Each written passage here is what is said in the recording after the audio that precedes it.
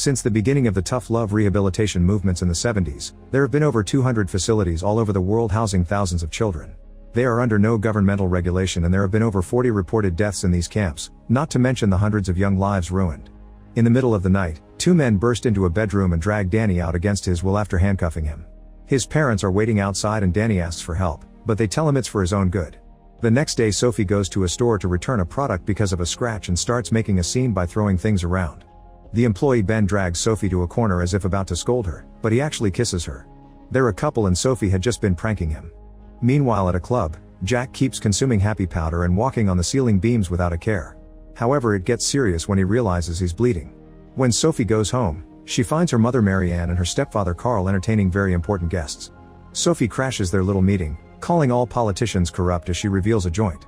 Carl has been searching her room, but when Sophie tries to complain about it, Marianne drags her away while Carl announces that she's out of strikes. Later Sophie and Ben attend a party and ignore a sign saying don't go past this point to go upstairs. While they smoke and kiss, Sophie asks Ben to marry her so she can live away from her parents, but Ben just laughs and blames it on the joints because they aren't even 18 yet. Suddenly some men burst into the room and announce they have parental permission to take Sophie away. Ben is dragged into another room and tied up while Sophie tries to fight back, but the men inject her with a sedative to put her to sleep.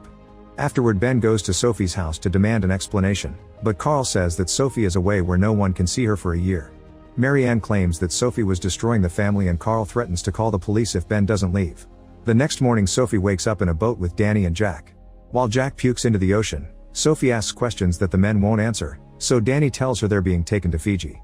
Eventually they make it to the island and the men push the teens through the woods until they make it to a behavioral rehabilitation boot camp. They're welcomed by the chief of security Logan and his coordinator team, who puts a sensor on their ankles. If anyone tries to leave the camp perimeter, the sensors will warn security. Swimming to escape is impossible anyway because they're too far away from other land and there are sharks. After all their personal belongings are taken, the three teens are chained to blocks of concrete on the shore. As hours pass, the temperature keeps getting colder. At night the tide gets higher and the trio keeps getting hit by freezing waves. They hold hands so they can support each other during the process. The following morning Logan and his team come to unchain them while Arthur repeats a lame inspirational speech as the camp's founder and director. When Jack insults him, Arthur says curse words aren't allowed as he hurts Jack's foot with his cane. He also explains the concrete is a payback because the teens have kept their parents chained to trouble all their lives. Jack notices pit cells in the ground and starts yelling at Arthur, only to be knocked down by security and taken away. When they get closer to the actual camp, Sophie and Danny see that all the campers are put to work. Afterward a coordinator shows them around while explaining how the camp works. Everyone starts as a black shirt, but they can progress into yellow and later to white like her, who will be going home in 2 months. A white shirt that shows their growth is the only way to leave. While the men give Jack a haircut, Sophie gets her uniform from Trina. Next Arthur's sister Rhonda gives Sophie a very invasive body cavity search in case she's hiding any substances. In the meantime Ben meets with Marianne, who asks Ben to stop calling her house. She swears that she's doing this for Sophie's own good, but Ben can tell she's hesitant and explains that since her father's death, Sophie thinks her mother doesn't care. Feeling guilty, Marianne tells him Sophie is at the Serenity Boot Camp in the South Pacific. As days pass, Ben researches the camp while Sophie gets used to the new routine. She has to study and work all day long, gets lousy meals, and at night she has cold showers with bugs running by her feet. The white shirts don't work, they just get better meals and watch over the other teens to make sure they don't steal anything. When a teen misbehaves, they're put in the pit cells in the ground.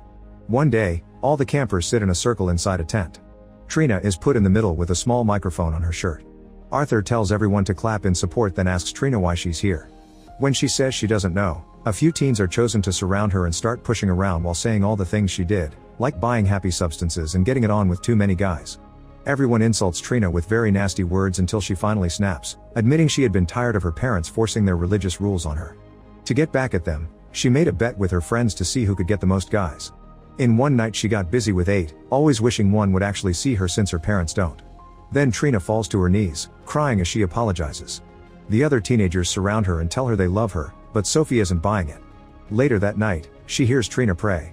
Early in the morning, Arthur takes them to the beach to meditate and says more motivational words as if that place was actually a mental paradise. Meanwhile Ben buys some things from a dealer. At home, he stops doing his chores and uses a syringe where his mother can see him. A few days later, the camp is having chicken for dinner, which is very rare. Trina steals a piece and runs outside to eat it in secret, but Logan catches her red-handed. Suddenly he gets handsy and explains he almost promoted her to a yellow shirt, but this behavior may keep her in black forever. To make her buy a promotion, Logan pushes Trina to her knees and makes her get naughty.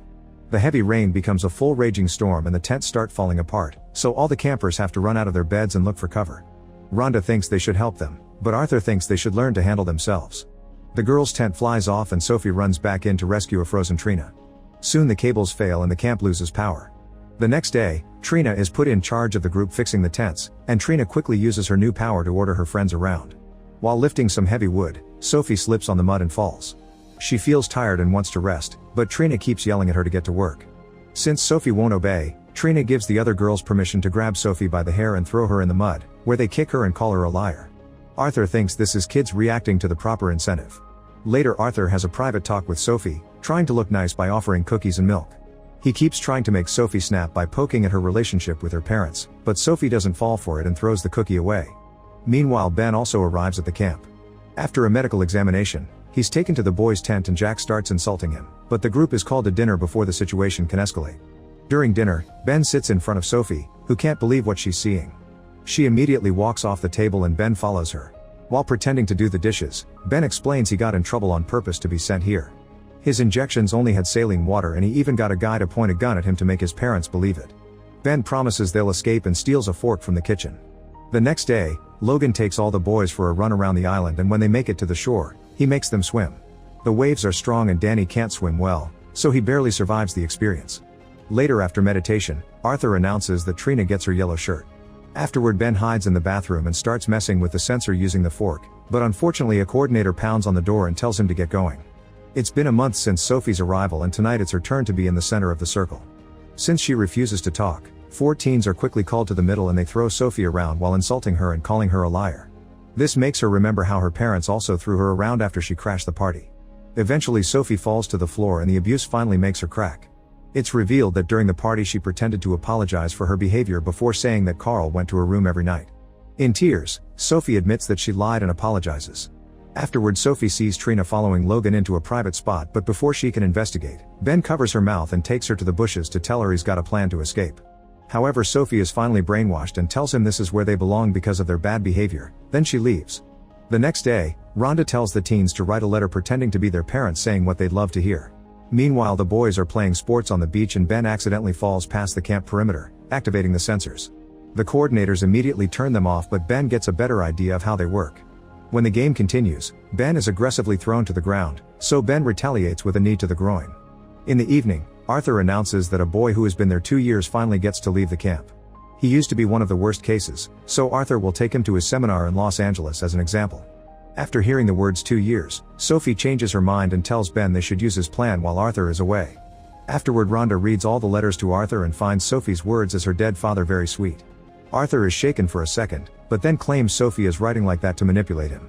Rhonda wishes Arthur wouldn't leave the island because she's afraid of possible legal trouble, revealing that campers have died in the past.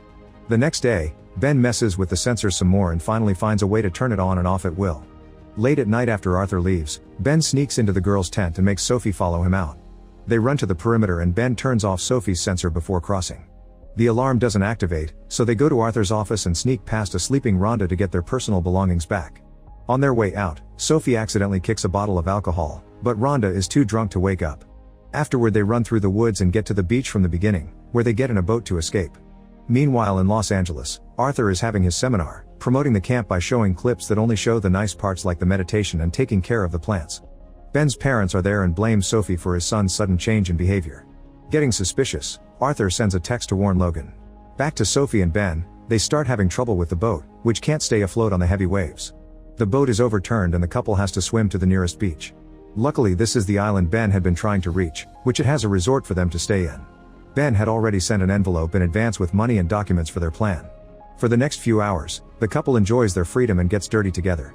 Unfortunately their happiness is interrupted by Logan and his men, who punch Ben before dragging him and Sophie back into their boat.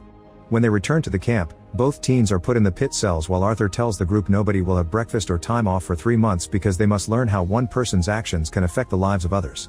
Afterward it's Danny's turn in the circle, but he never breaks and refuses to take responsibility for his parents' paranoia. The others start beating him up with canes yet he still doesn't break. He only explains he made a joke about murders on the internet and his parents believed it. Danny calls Arthur out for believing he's helping the children, so he's knocked down with a punch. Days pass with Ben and Sophie still in the pits, where they have to deal with the burning sun and occasional storms that flood their cells. After 2 weeks, they're finally released. In private, Arthur claims that Ben ruined Sophie's rehabilitation, so he'll be kicked out in 3 days. Until then, Ben must behave or Arthur will make Sophie's life a living hell. Later while they're working, Ben tries being cold to Sophie, but she insists on talking until he shares Arthur's words. That night, Trina is using her mouth as usual until Logan decides he wants more and forces himself on her. Afterward, a crying Trina runs to the showers and Sophie sees her, so she follows to check on her. At first Trina doesn't want to talk, but Sophie notices the blood and Trina finally confesses what happened. Sophie hugs her to comfort her the best she can. The next day, Logan sends the boys swimming again even though the waves are more brutal. When Danny starts having trouble, he tries holding onto the buoy and calls for help, only to be ignored. After all the other boys come back, Logan tells Danny he needs to return on his own means as well. Ben calls him out and wants to help Danny, but Logan holds him back. Another big wave comes and knocks Danny off the buoy, sending him underwater. A desperate Ben finally frees himself and jumps in, swimming as fast as possible to retrieve Danny's body and bring him to the shore. He tries CPR but it's too late, Danny is dead. Ben blames Logan for it, however Ben tells his men that Danny died trying to escape and they take the body to the camp. When Arthur learns what happened, he scolds Logan because now the whole camp will be investigated and sued. He threatens to call the army to tell them Logan escaped from them a few years ago, but for now he dismisses him. Afterward, Rhonda tells Arthur he's losing control and the camp is falling apart, so Arthur slaps her. Moments later the campers watch how Danny's body is taken away in a bag and Arthur discusses things with a cop. That night, Arthur makes Logan step into the circle, saying the law is the same for everyone. The other teens are afraid of him, so at first they don't dare to do anything. Suddenly Trina stands up and wonders how many girls he promised yellow shirts to, causing a bunch of girls to stand up to share what Logan did to them. As sticks are passed around, Sophie steps in and calls Logan out for abuse and murder. The other teens start furiously beating Logan up with the sticks, but Sophie stops them because violence proves they belong here. At that moment Arthur tells them they belong there because their parents gave up on them, so Ben retaliates by revealing that the teens died in Arthur's former camp in New Mexico. He moved the program to a faraway island so the law couldn't find it.